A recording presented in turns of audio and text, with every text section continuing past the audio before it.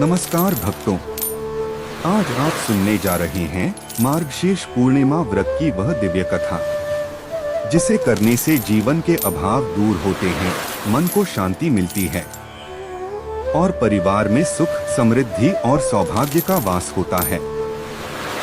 मार्गशीर्ष मास को श्री कृष्ण ने महीनों में श्रेष्ठ कहा है और इस मास की पूर्णिमा को संपूर्ण इच्छाओं को पूरा करने वाली तिथि माना जाता है।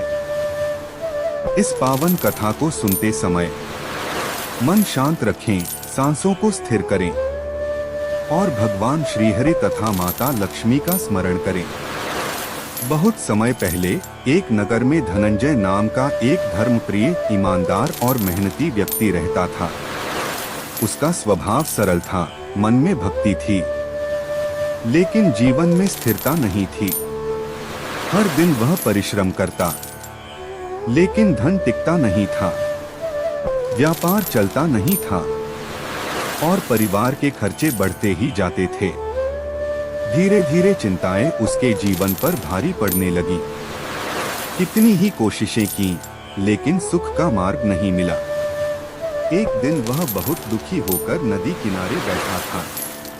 जल बह रहा था, हवा चल रही थी, लेकिन उसका मन बोझ से दबा था। तभी एक दिव्य प्रकाश के साथ एक वृद्ध साधु उसके पास पहुंचे। उनका चेहरा शांत था, आंखों में दया थी और उनके आगमन से वातावरण पवित्र हो उठा। साधु ने पूछा, वत्स, तुम्हारा मन इतना भारी क्यों है? धनंजय ने नम्र होकर कहा, गुरुदेव, मैं परिश्रम बहुत करता हूँ, परंतु घर में स्थिरता नहीं, व्यापार नहीं बढ़ता, मन अशांत है और धन की कमी कभी साथ नहीं छोड़ती। साधु मुस्कुराए और बोले, वत्स, जब मनुष्य कर्म तो करता है पर फल नहीं मिलता, तो इसका अर्थ है कि उसे दैवी कृपा की आवश्यकता है। तुम इस वर्ष मार्गशीर्ष पूर्णिमा का व्रत करो। यह व्रत भगवान विष्णु का प्रिय है और माता लक्ष्मी की विशेष कृपा इसी दिन मिलती है। फिर उन्होंने पूरा विधान बताया। सुबह स्नान करो, घर को शुद्ध करो, भगवान विष्णु को पीतांबर अर्पित करो, तुलसी की पूजा करो, दीप जलाओ, दिन भर संयम रखो और संध्या समय दान अवश्य करो। साधु बोले, जो इस व्रत को सच्चे मन से करता है, उसके जीवन से अभाव समाप्त हो जाते हैं।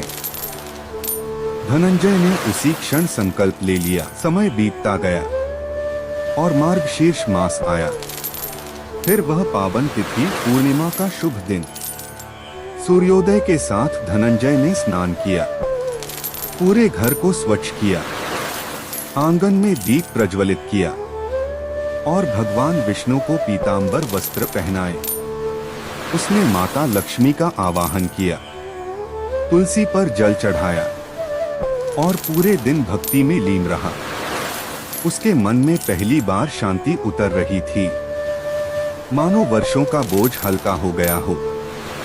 शाम को उसने दीपदान किया, अन्न, वस्त्र और धन का दान किया और व्रत पूर्ण किया। व्रत के बाद उसके जीवन में चमत्कारिक परिवर्तन होने लगे।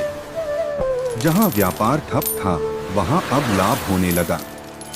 लोगों का विश्वास बढ़ा, धन आना शुरू हुआ, परिवार में शांति आने लगी। जहां पहले चिंता थी, अब वहां संतोष था। धनंजय की आंखों में चमक लौट आई। उसे लगा मानो भगवान स्वयं उसका मार्ग प्रशस्त कर रहे हों। कुछ महीनों बाद वह साधु फिर नगर में आए। धनंजय उन्हें देखकर दौड़ा और उनके चरणों में गिर पड़ा।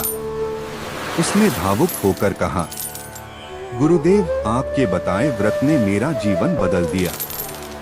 आज मेरा घर सुखी है, व्यापार बढ़ रहा है, मन शांत है और माता लक्ष्मी की कृपा बरस रही है। साधु मुस्कुराए और बोले, वत्स, व्रत की शक्ति श्रद्धा में है। तुमने जो भक्ति की, जो दान किया, जो समर्पण दिखाया, उसी ने तुम्हें यह फल दिया है। और कहते हैं। उस साधु का दिव्य रूप धीरे धीरे प्रकाश में बदल गया। धनंजय समझ गया, वह कोई साधारण साधु नहीं थे, स्वयं भगवान के दूत, या शायद भगवान ही थे भक्तों। इस कथा का सार एक ही है, सच्ची भक्ति, सच्चा कर्म और सच्चा दान मनुष्य के जीवन को बदल देते हैं।